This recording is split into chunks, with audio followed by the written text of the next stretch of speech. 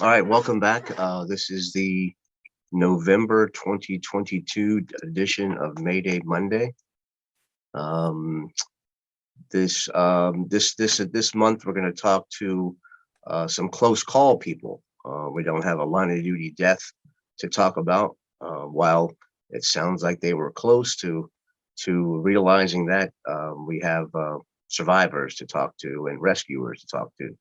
So before we get into it, I want to do to talk real quick about the line of duty deaths we've had in the fire service since the last time we were together. We had Kenneth Sott, a captain with the Somerville Fire and Rescue in South Carolina, suffered a medical emergency after fitness training with recruits. Kevin May from the Westwood Fire Department in New Jersey suffered a heart attack. This was related to a 5-alarm fire they had a couple days before. That was the two line of duty deaths the USFA has for the time since the last time we talked. As always, please add these members, their families, and their departments to your prayers. One other thing, while not a line of duty death, it's a big loss to the fire service. Just last week, we saw the death of Don Abbott. Those of you who know Don, he was chief in the Midwest, then got to get into command training. Went to Phoenix, worked with Chief Brunacini, and then started the Mayday project, where he looked at all the Maydays that people had submitted to him. He reviewed them all, and a real treasure for us, right, to learn from all these things. And his labor of love was to put together that report. So again, big loss. He was a guest on Mayday Monday back in last November 2021. So if you want to learn more about what he did for us and the Project Mayday, please go check that out. But again, the loss of Don Abbott will impact all of us. So real quick, let me go back. Let me share my screen for a second, and we will look at last month's. Hopefully you all were able to do last month's skill drill, which was simply to get out and look at some of your main streets. Last month, we looked at a death in Kansas City, Missouri, where the loss of 2 firefighters in a wall collapse that took those 2. We spoke to Chief Jimmy Walker. If you didn't get a chance, please go and check out that podcast. He provided some really good insights about Kansas City, about the incident, about those guys, their lives, and then recovery after the incident for Kansas City. Skill drill for last month was to get out and look around. Here's a picture I captured. One of our crews was out on the main street here, checking out some buildings. We were able to get into that 100-year-old 3-story building there to look at it. It's pretty neat. They had some insight. It was an old hotel and some changes that have been made, some additions. You can see in the back here, they've added an elevator. So they brought it up to some modern times, but they definitely were able to get out and look at some old buildings and get better prepared. This month, we will look at, we're going to go back to Texas. We've been in Texas a lot recently on the Mayday Mondays. You know, just 2 months ago, we had a couple more Dallas firefighters on to talk about Lieutenant Todd Carroll and the incident he was involved with. We had Chief Lindsay and Milton Williams on to talk about that.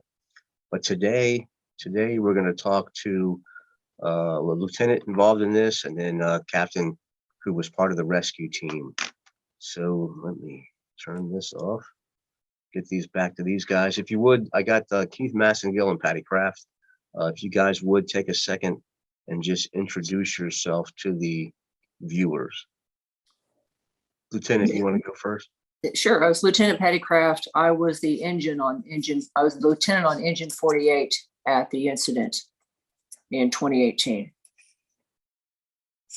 So real quick, you're retired now? I retired in March of this year, yes, as lieutenant. After how many years? 34. You guys in Texas, I tell you, everybody that We I've hang talked to, around, don't we? you do. I had Houston on here. I had Dallas. And it seems like you make it really hard on that goal, right? Is to outlive how long you were on the job, is to live in retirement longer than you were on the job. Yeah, And you guys make it tough on yourselves by staying around. that's true. But it's good. Good for you. Good for you. And Keith, will you introduce us? Yeah, Keith Massingill. I've been on 24 years. I'm the captain at Station 27 now, but at the time of that incident, our USAR team was at Station 19. We've moved since then. So been together with that crew for about 10 years at our rescue station. So you got about 10 more years to go before you get retirement age then, huh? Well, depends. I've got a 9-year-old, so we'll see. Yeah. You might want to go to work for longer. I get it. Well, good. Thank you guys both for being here. We're going to talk a little bit about Dallas. This is again a review for our friends that were here before. Let me get back to this.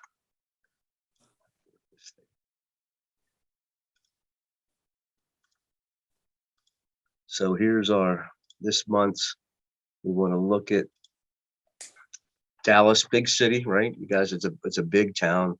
I was surprised to see you were the third largest city. I forget about San Antonio being out there. Yeah, they sneak in. Yeah. So Dallas has got a little over 1 million people. You're known for cotton, cattle, and oil. That's good stuff. So the fire department is pretty big too. The last time we talked, it was about 1,939 people, 7 divisions. I guess that includes what, training and logistics and Fire prevention, investigation. Yeah. But the city itself we divided up into 9 battalions. Mhm. Is that's still right? Yes. Mhm. 58 engines, 24 trucks, 2 rescues, and those are the USARs that you talk about? Yeah, and I believe now we have 59 engines. I think we have 59. one more that just came in. Are you guys like annexing other areas? Are your city getting bigger, or is it just added? They just added a station a couple of months ago that's out they didn't annex anything, but it's just a new developed part of the city, and they added a station out there. I got you. And you guys are EMS also. Yes. Is that ALS and BLS? All ALS. Oh, wow. Everything's ALS. Mm-hmm. So 40 EMS units, and that flexes to 7. Out of that 40, there's 7 of them that are that flex or the demand units. Yes, Yeah, it's special hours. Yeah. Do you guys have you have water there? Is there like boats and stuff in Dallas Fire Department? Yeah. There was a boat at 48 Fire Station, just because White Rock Lake, it's just a lake in East Dallas that just a popular lake for running, biking. Years and years ago when it first opened up, there was a swimming area, but swimming isn't allowed anymore. But people still go out there in their kayaks and sailboats and stuff. What kind of shifts do you work? We're still 24 on, 48 off. And staffing, 3 guys, 4 people? 4 all around. 4 on everything. That's good. Do the battalions have drivers, or are they in the car by themselves? They do. They have drivers. That's a good thing. Yeah. So when units go on, what do you send to a first alarm? Now we get 3 engines, 2 trucks, and then a 4th engine that is a dedicated RIT team. So that's on everything, a house fire or a high-rise fire? And 2 chiefs. And 2 chiefs. That's right. Yeah, that is just a category 1 alarm fire. A high-rise fire gets a little more. And you say category 1 gets 3 engines, 2 ladder trucks? That's correct. 2 chiefs and then a RIT engine. A RIT engine. And then if it's a working fire, does it get additional stuff? No, not unless they change it to a 2 alarm. A I two think they alarm do. fire. They add an ambulance, a rescue to it. We call our rescues ambulances too, so it's kind of confusing. But So yeah, we're once it goes to yeah. So working fire gets a rescue and a second alarm. That's when the USAR goes. Yes. Gotcha. So let's go to the incident here. This was 11450. Is that Odelia Road? Aldelia. Odelia. And what part of the town is this in? It's in North Dallas. North Dallas. Is this an address that would be familiar to your crews? It wasn't to me. I had never responded there, even though engine and truck 57, which were in my district, they were first up. They had responded there numerous times, and other members that were there, I think engine 29 said they had been there before. I had never responded to that address. So that day, it was it got 3 engines and 2 trucks for that. Patty, you want I think it went out as a still alarm right at first, didn't it? Or did it So go out at the box? I believe it went out with engine 57, went out on a still, and then they added a box, and then they truck 57 immediately put a deuce on it. So you say they went out a single engine response? I think they got it as an investigation. They went out, Yeah. and as soon as they saw smoke, they put a box on it. And then when the truck left the station, they saw the smoke. And because that captain was familiar with that address, he immediately transmitted a second alarm. So what time of day was the initial alarm? It was in the middle of the day. It was mid-morning, Yeah. Oh, like 10 o'clock, 11 o'clock? sometime a little after 9 and before 11. I mean, I should probably know exactly, but I'm not sure, to be honest. Lieutenant, you guys were on the initial alarm? We were not.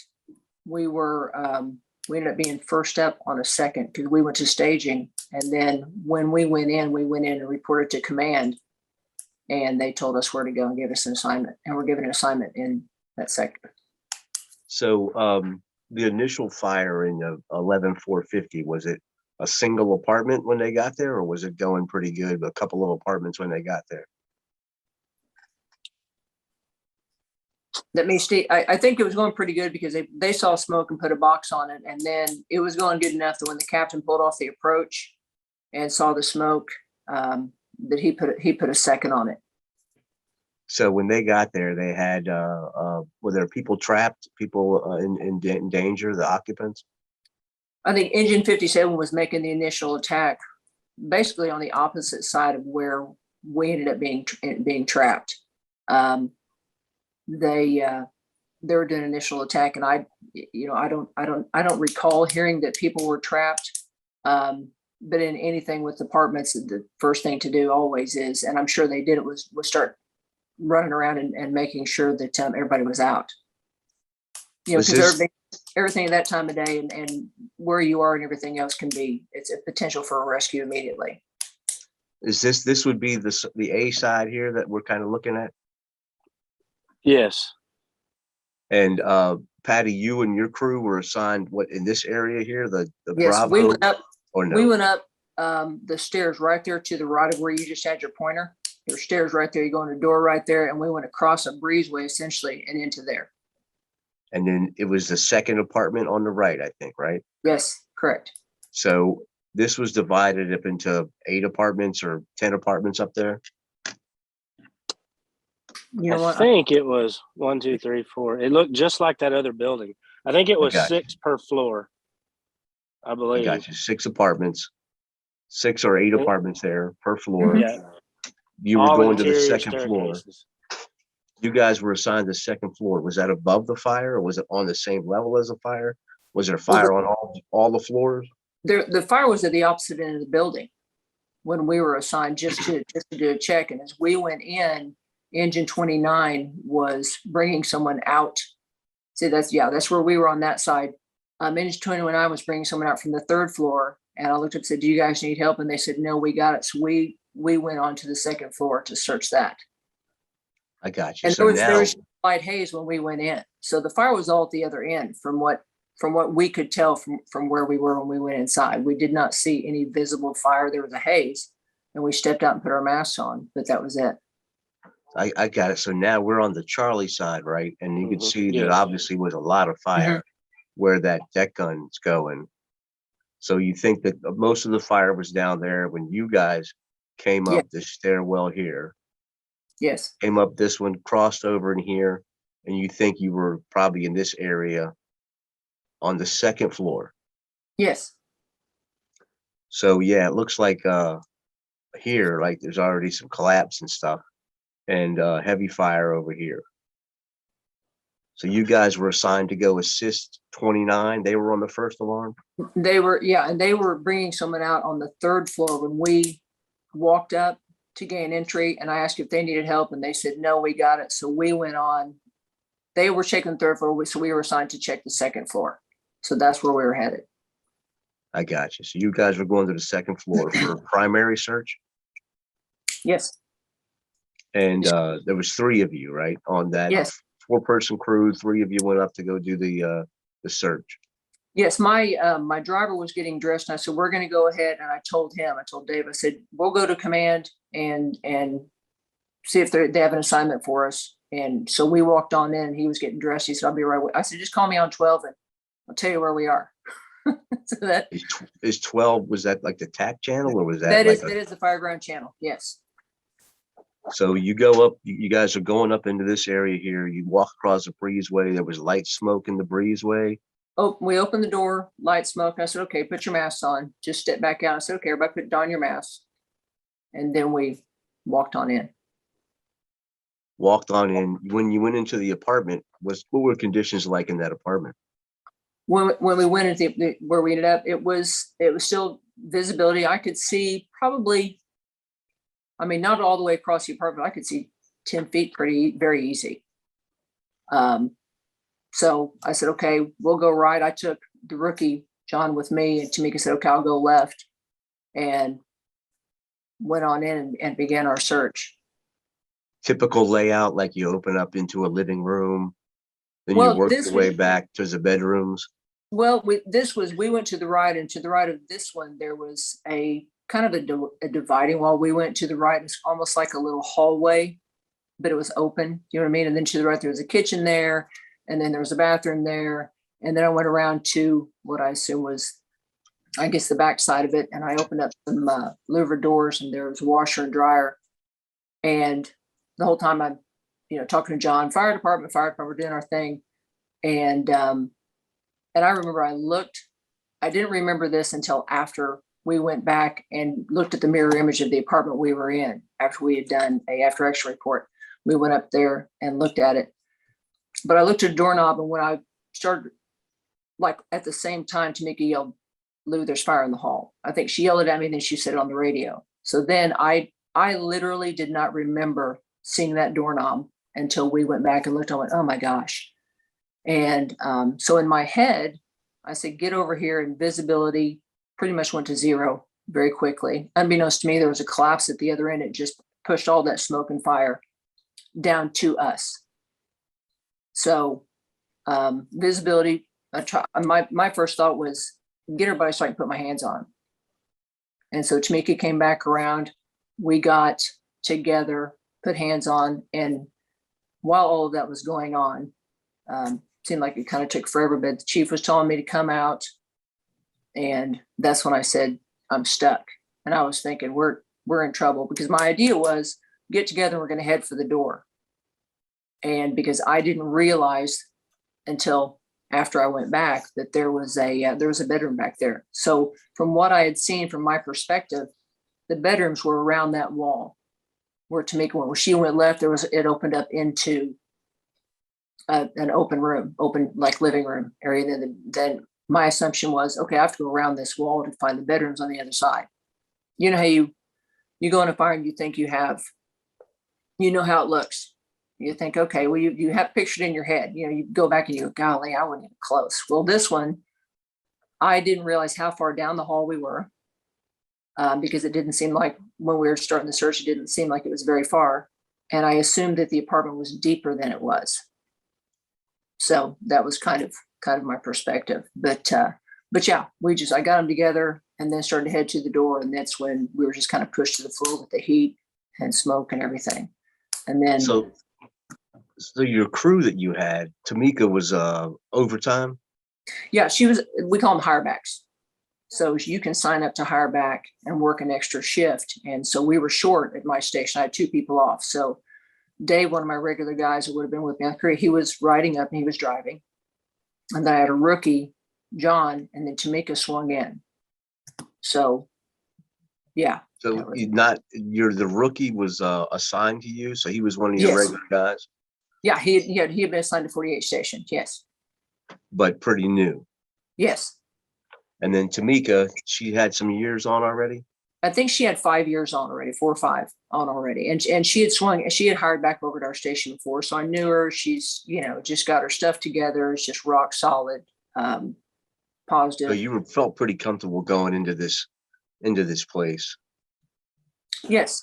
And then as a search team, you didn't take a hose line with you. No, we did not. So you get inside and Tamika, she looked outside the door and saw the fire? Well, as she was going on her search, we were going, so we couldn't see the door from our vantage point because we turned right and we're going down like parallel to the hallway. And so from where Tamika was, when she looked back, she said, "Lou, there's fire in the hall." And I think it's probably simultaneous to when it kind of went a thump, and then everything kind of went dark. So we had great visibility, nothing. And then, how the wires and everything else, when everything burns up, then all of that was just kind of there very quickly. So watching the video, which again, listeners, if you look in the Mayday, there's a link to the video that Dallas put together as an after action for this. Listening to this, that was about the same time that the battalion outside, did he see something that raised his concern and said, "Get out"? Yes, I mean, that's what I'm assuming when he was saying get out of there, and all of that was, like I said, I think all of that was around the same time everything happened. So I didn't answer him initially because I was trying to make sure I had hands on the 2 people I was responsible for. So when I did, and like I said, I said it in the video before, I was thinking we're in trouble. I need to call Mayday, and all that came out of my mouth, and I'll never know why we're stuck. No, I mean, it got the point across, but yeah, I mean, Yeah. it definitely, right. In hindsight, Mayday would have definitely was probably it called for at this time. Absolutely. No, absolutely. And Chief Rush recognized that first of all, I think when I didn't answer, he was alarmed. And then when I did answer and said, I'd love to, but we're stuck, I think he immediately knew they're in trouble. Well, you were pretty calm. You definitely was no urgency in your voice, really. You remained pretty calm when you were given that. Well, it's, it doesn't do any good to start panicking. And it's like, I've got a rookie with me. So that's especially not going to be good. And, there's nothing panicking going to help. So it's just kind of how I felt. Conditions at this point, I know Tamika in the video, she talks about they're low. You guys are getting low. So the heat's coming. Yeah. Yes. I mean, it seemed like it happened almost immediately. I said, "Get over here with me." And kind of she came over to us and I just made sure I had hands on. I said, "Okay, John, you get here. Tamika, get behind him. John, you have to put hands on me. Tamika, you put hands on him. We're connected." And we started heading to the door, and it was visibility was already to 0. But as we started going along the wall, and I thought, okay, I know where the door is. I mean, I know I can get to the door. It just got so hot that I really felt like I was physically pushed to the floor. So you guys were stuck in the hallway in the apartment. Well, it wasn't really a hallway. It was just kind of a walk. Well, I guess it was a hallway between, everything. But yeah, and kind of at that same time, like he had called the Mayday. So yeah, we were just kind of stuck right there. And then pretty quick, I don't know how fast, what the timeline is, but I heard Keith talking very quickly to them and my chief talking very quickly. And I think the transition that they made so fast about get off the channel, everything else that happened right then within I don't know, 30 seconds of them calling the Mayday was that nobody else was on there except me. And when Keith started talking, it seemed very fast to me that I was talking to him. And that's why, I felt like, okay, they're here. So I know they're going to get us. All right, so let's fast forward or go outside now. We're outside. Keith, you guys are USAR. How far away was your firehouse from this incident? Well, everything went right that day. I actually heard the captain on truck 57 put a second on it. And so I actually yelled at my guys and said, hey, let's go. So we actually left before they ever dispatched us, which got us on the road. And we're probably, I don't know, we're probably 15 minutes from there at that time. But we were on the road and we got there fairly quickly. And I mean, where we're standing in the picture you're looking at is 20 feet from where Patti went in. I mean, that's where we walked up and that's where I staged my crew. So, I mean, it's right there by those cars. Yeah, we're standing right on that ledge. That's all that was perfect, and then I had just walked under that breezeway is open. So I had just walked through there and around to the back to start to do a 360 with my lieutenant and heard the transmission between Chief and Patti. And so everything timing wise worked out really quickly. So the breezeway is here? Yeah, between that white building and the brick is actually an open breezeway between those two buildings that had just a covered walkway between the two. And then you went through another door to go interior to that building. Yeah, because conditions at this point don't look that bad. Right. On this end, right? These two, but we know that this whole place burned down. Yes. So you guys, this is you guys here? That's us right there. All right, so 15 minutes. But you say you got a head start. When they called the second alarm. At that time too, right? That's when Patti and your crew, 48, got on the road and they called the second alarm. Yes, how far we were when we heard him, like when the captain reported out, we kind of did the same thing. Hey, this is going to go to second, because we all heard the box come in. So we would always hear it come in, like especially if it was with somebody that was in our first alarm district, we might not have been first up. But if they said, "Hey, a lot of fire," we're like, let's kind of start sneaking over that way because when they put a second on it, we wouldn't be there. So the firehouse, you guys, your station is it closer than Keith's at 19? Oh yes, we're straight up Northwest Highway, just a major through, and we jumped on the highway, so we were there in probably 5 minutes. All right, so you get there, Keith, you guys get there and you already know that you're going to be assigned as the RIT. Yeah, that's already predetermined. We go straight. We don't even go through staging.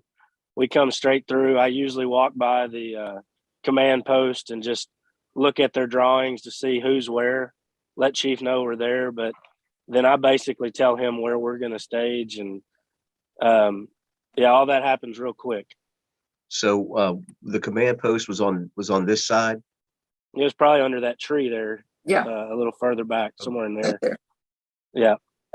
All right. So you guys are here. 48. Where did you guys didn't get, the rig didn't get close, did it?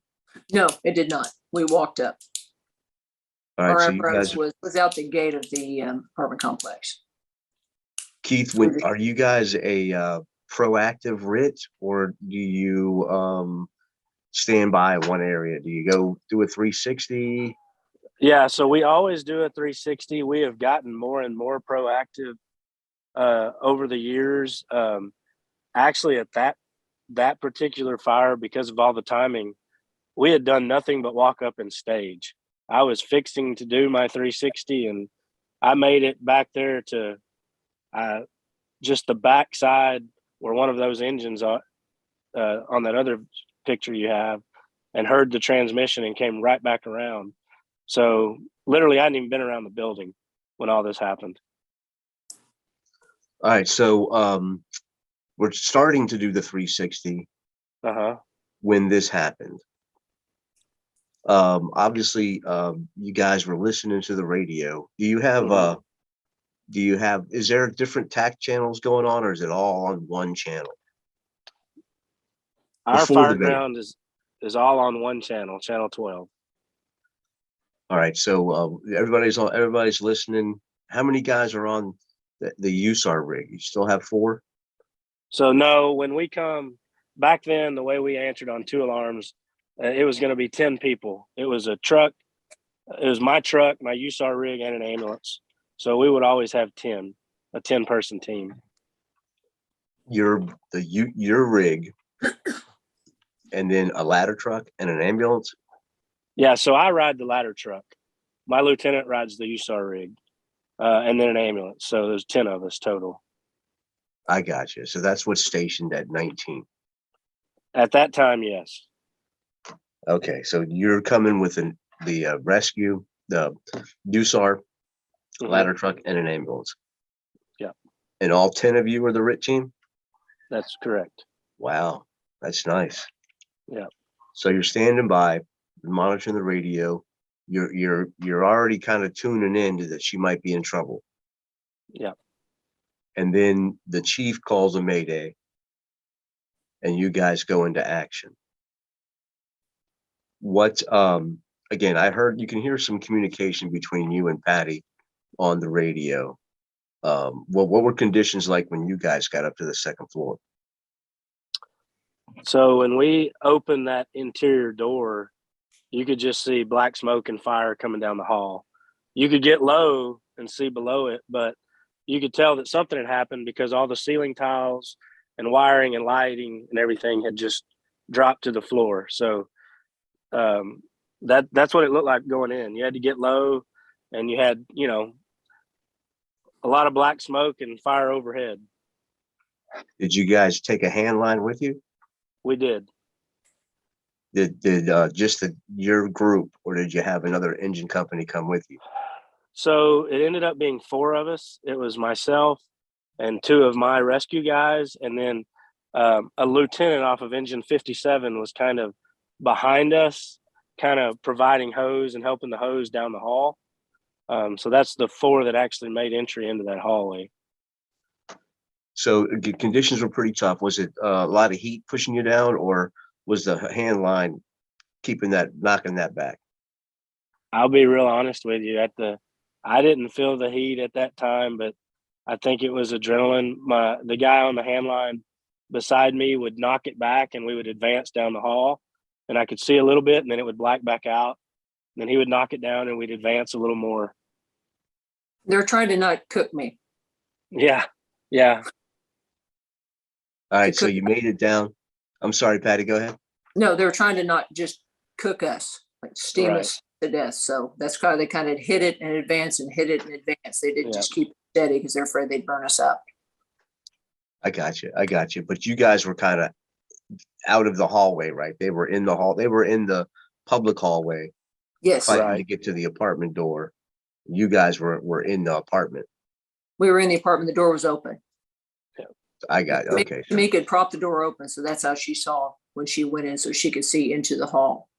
Give her a frame of reference. So that's how she saw the fire in the hall. All right, so they're working their way down the hallway and make it in, and you guys are right there behind the opening. They saw I have my flashlight, and I hang it upside down so I can, and just on a carabiner, so that I can always pick it up and use it. And I had it on, and unbeknownst to me, it was aiming out the door. So everything in the world that could have gone right did go right in this instance. All right, so they fought their way down the hallway, and then you guys come in walking out behind them. There wasn't no walking out. It was we crawled out, actually. When they came in, they said, I heard them say, "Hey, Cap, is that you?" And they came in and put hands on me and said, "Hey, let's go." And when I was on my knees, I told John, grab my ankles, and Tamika get hold of him. So when I started moving, we started moving kind of in a chain. And as it turns out, I was tangled up a little bit when my legs was tangled. I think John was tangled. I think Tamika, they had to get it, everything. It was tangled around her tank as we came out. But yeah, we crawled down the hall, I think, until we got very close to the door. I don't think I got up until then. Y'all So actually that was crawled the across wires the and breezeway. Yeah. Till it was hot. that was the wires in the hallway. Well, wires and Steve and I went by the fire station, after, and to say first time I've ever, people always come up and say, "Hey, thank you," and it makes you feel weird as a firefighter, like, oh, okay, it's kind of our job. And it was the first time that I understood it, because I very much felt compelled to go and say thank you to those guys. So I went by 19s and saw them, and so they told me, said, yeah, we tried to tell you crawl a little bit bigger, picked you up a little bit, and said your nose went straight to the floor and you just kept on trucking. And I was just hot. I was just like, my ears ended up getting burned, my shoulder a little bit, back of my neck a little bit. But yeah, I was like, I'm not lifting my head up. It's hot. So injuries, you say you got a little bit of burns? Yeah, a little bit, tops of my ears. Something fell on the back of my neck, I think. And then my left shoulder, just as closest to the door, bubbled up. So. Anything with Tamika? I don't think Tamika, no, she did not. Matter of fact, Tamika wanted to stay at work. After we went to we were transported to the hospital and everything. And the chief came by. She's like, hey, I'm ready to go back to work. And he's like, no, you're not going back to work. She need to get that overtime. Yeah, she was like, Chief, I'm good. And he was like, just don't worry about that, the overtime. We're fine. We'll give you 24 hours. Just, take a break. And rookie John? John spent the night for some smoke inhalation and was released the next day. Wow. All in all, though, everything turned out great. And the only reason I wasn't back to work sooner was because the little burn the burn on the back of my neck, my coat would rub it. So when I went back, they're like, you can't go until your coat won't rub that raw infection. So otherwise I would have been back sooner. So it wasn't like anything. It was just terrible. It was just location. So. Keith, the rescue team was not injured in the rescue effort? No, we were able to, I guess, stay low enough, keep it all pushed back. Once we got to them, as soon as I saw her flashlight, I realized I was within probably 15, 20 feet, went straight to her. And as soon as I put my hands on Patti and said, we're here, it was those three came out of that apartment, headed down the hall as quick as possible. And like she said, they were entangled in some wiring and some maybe air conditioning duct that had burnt and fell down on them. But boy, once they got in that hall and we pointed them in the right direction, everybody was ready to get out, us included. Yeah. All right. So you get down, everybody takes accountability. All your people are accounted for. Did that prompt them to evacuate the building? Yeah, they totally evacuated that building and abandoned basically that building at that point. Once everybody was out and everybody was accounted for, they pretty much went defensive on that building and just decided we're going to stop this thing at that breezeway and put nobody else in that building. Structurally, it had become unstable on the other end. We didn't know that, but that other end had begun to deteriorate to the point that there was just no reason to have anybody in that building. Now, they rescued some civilians. Were any civilians hurt in this? I think Patti, I think the lady they got out, I think she I think they might have taken her to the hospital as a precaution for smoke inhalation. But other than that, no, I think we're very lucky with the whole incident. All right. So after the incident, everybody's recovered. Did the fire department did they produce any lessons? I know they got the video, but anything that was emphasized from this incident in the fire department? Patti, you want to talk, and then I'll talk from our side.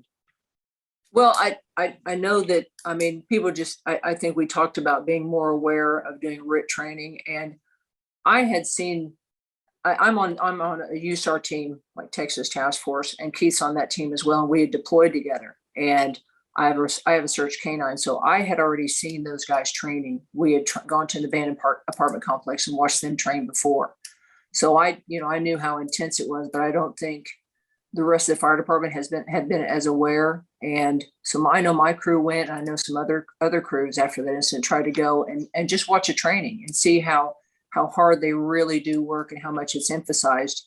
And I think that was the impetus really for instituting what they're doing now, which is have a apparatus assigned and be written. And they train with 19s or 33s, one of the two USAR stations, about this is what we do, this is how we do it.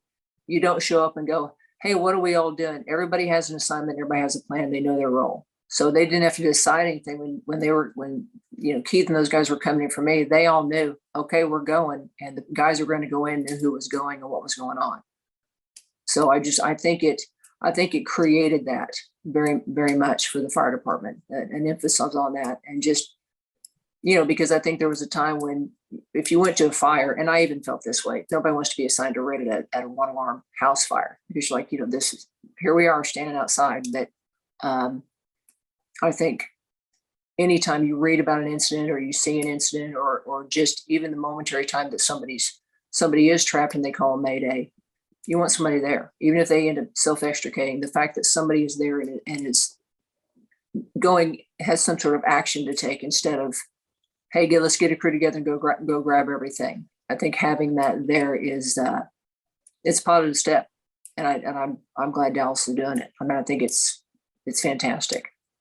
I had a Mayday incident I was involved in, and if they had told me who my RIT truck was, I would have got myself out, right? So no, ultimately for me, the rescue squads, our heavy rescues, were their attention was turned to my rescue. So it was fine. But I hear what you're saying, right?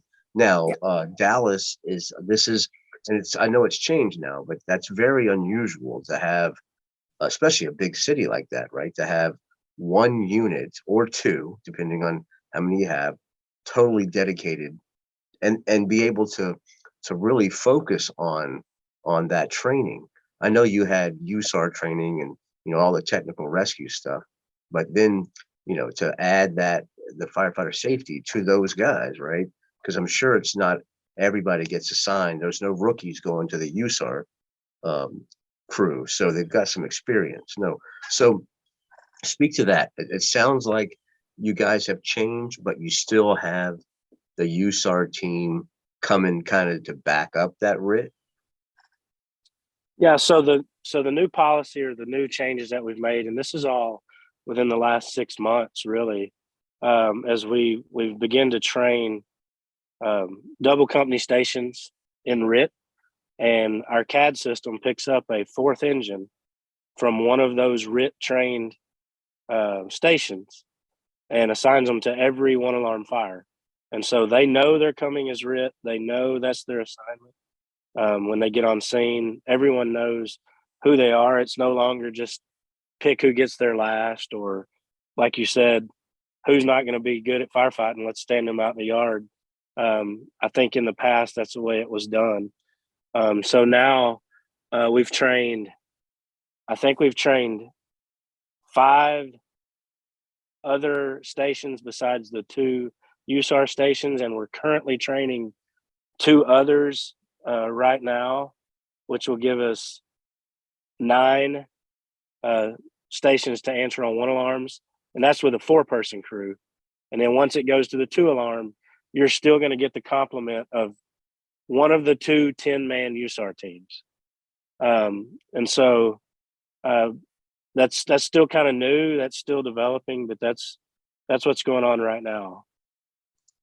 Wow. So ultimately you're going to have a 14-person RIT once the USAR team gets there.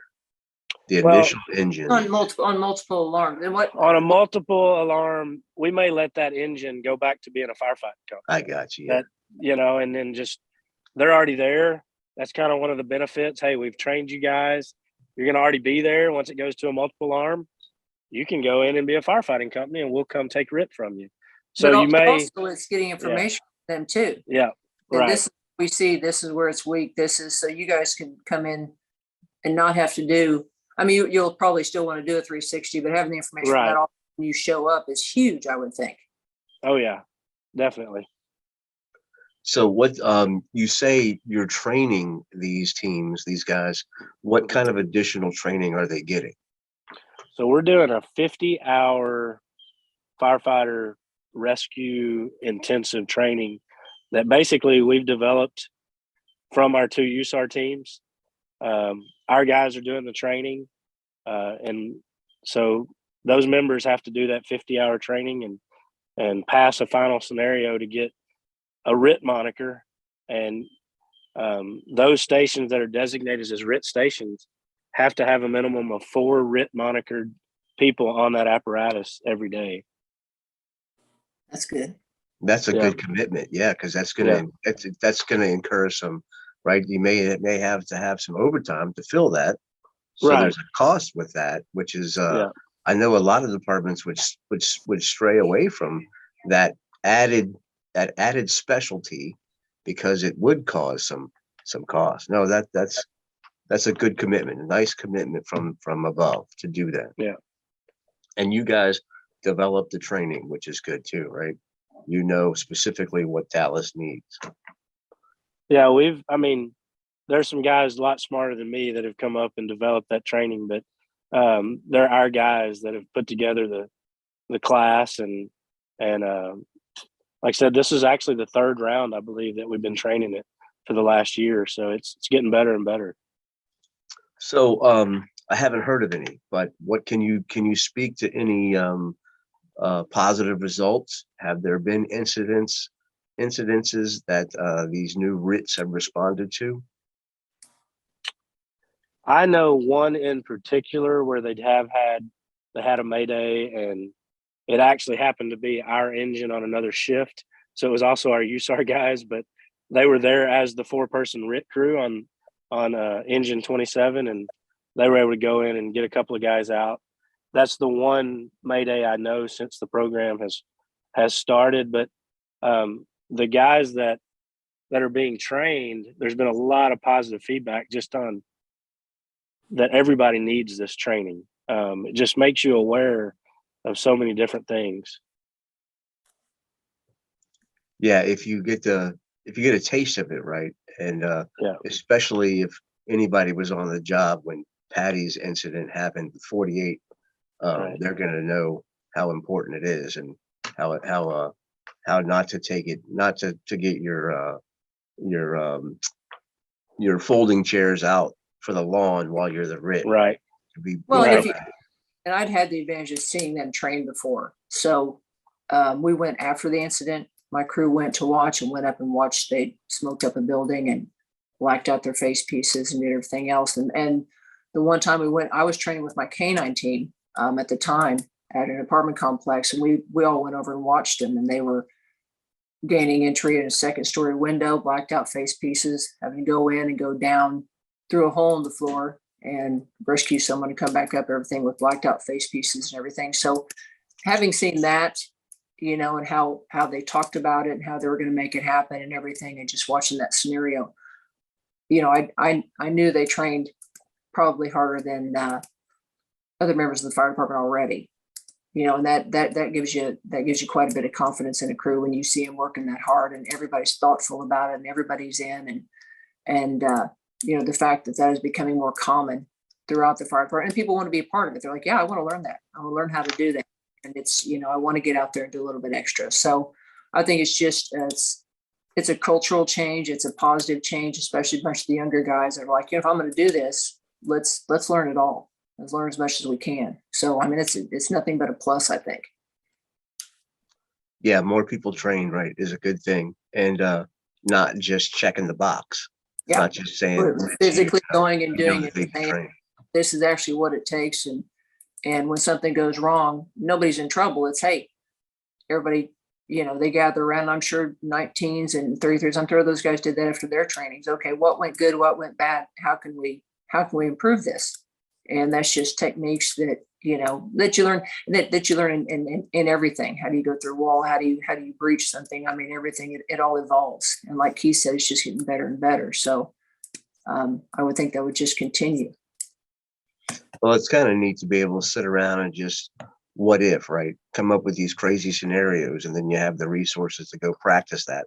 Mhm. I mean, because guys are finding there's some ways, crazy ways, guys get trapped and get tangled up and stuff. So let's practice that, and you guys have committed to that.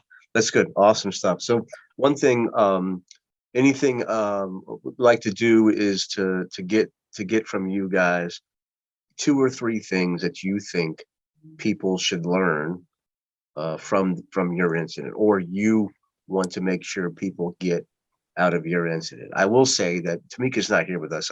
She was hopefully going to be a guest, but some of the things that I got right, and it goes with the 34-year thing, right? Is probably the confidence that she had in her officer that day shouldn't go unnoticed, right? That was one thing. Probably she felt pretty safe with being the leadership she had, and then having a RIT team that was properly trained outside. So those things, that's probably helped with some mindset, because listening to the interview of her in the video, she does want to talk highly about Lieutenant Krafft, so that shouldn't go unnoticed. So, Patti, with that, anything that you would like to kind of pass on? Well, and I think Tamika brought it up too, is just don't, when you're checking your gear, really check your gear.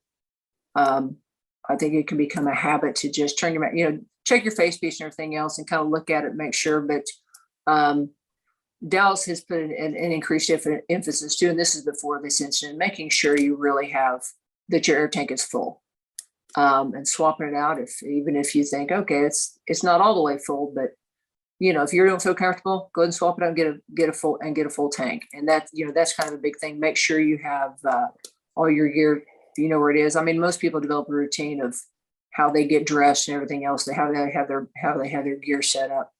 And for me also, paying attention to where you are. I mean, I think that was huge for that communication with Keith. And that's just something that I'd gotten disoriented when as a rookie with an officer. And I think we'd gotten turned around in a building, and both of our fire alerts started going off, and I realized he wasn't quite sure where we were. And I thought, well, this isn't good. And because I was just following blindly, being a rookie, I didn't know where we were either. And so, and part of that's just time. I mean, this is a job you learn by experience.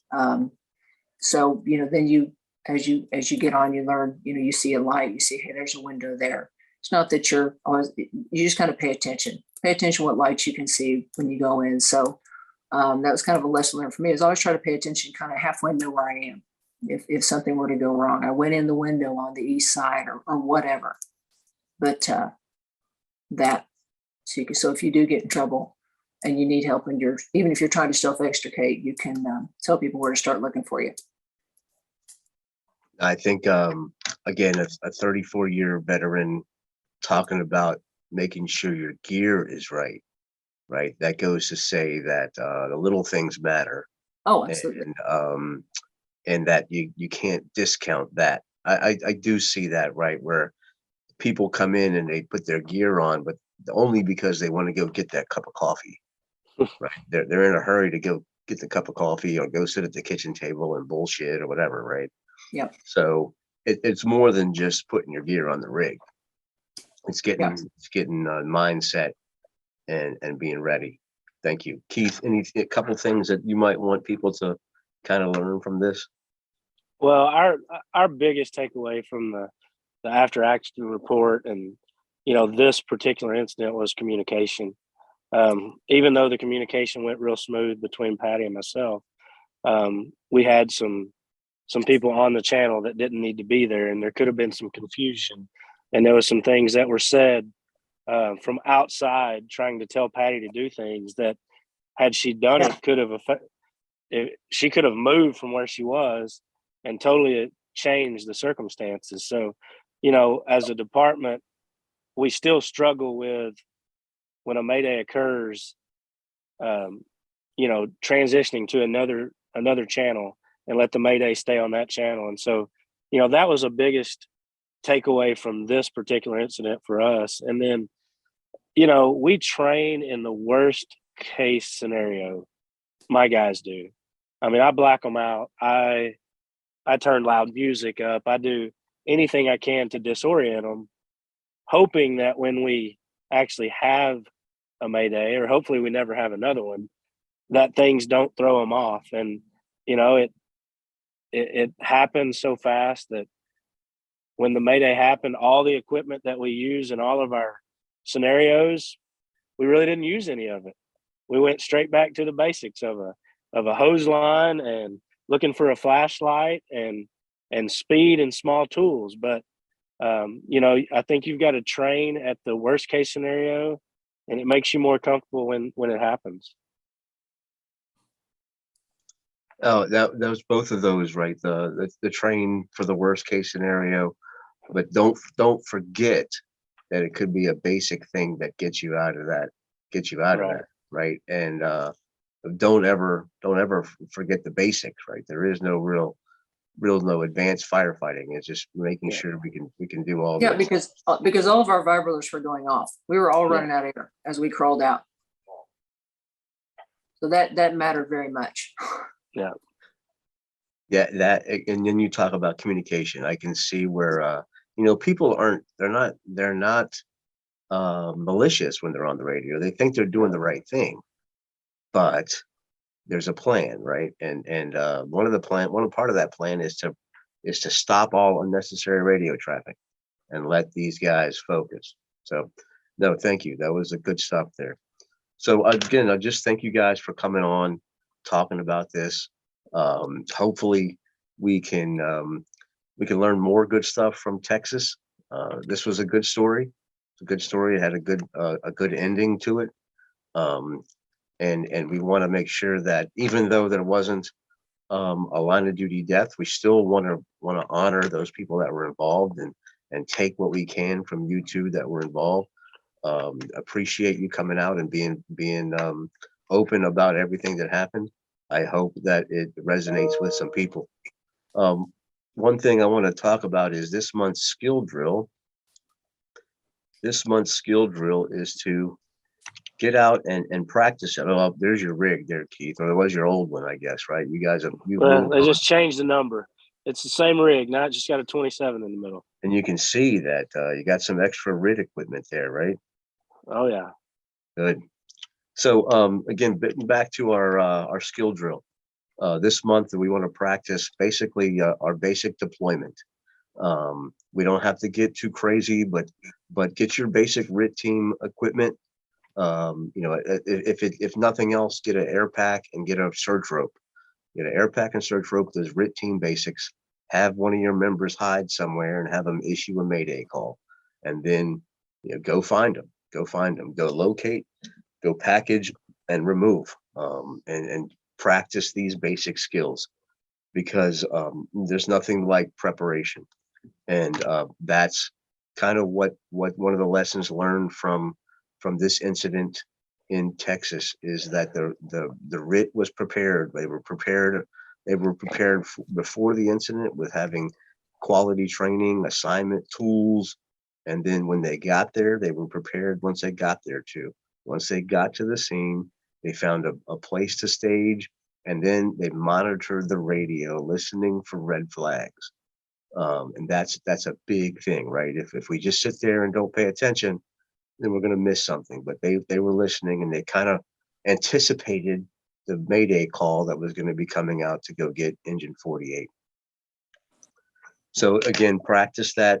Preparation is the key to be ready for these things. Again, Patti, Kat, Keith, thank you guys for taking time out of your days.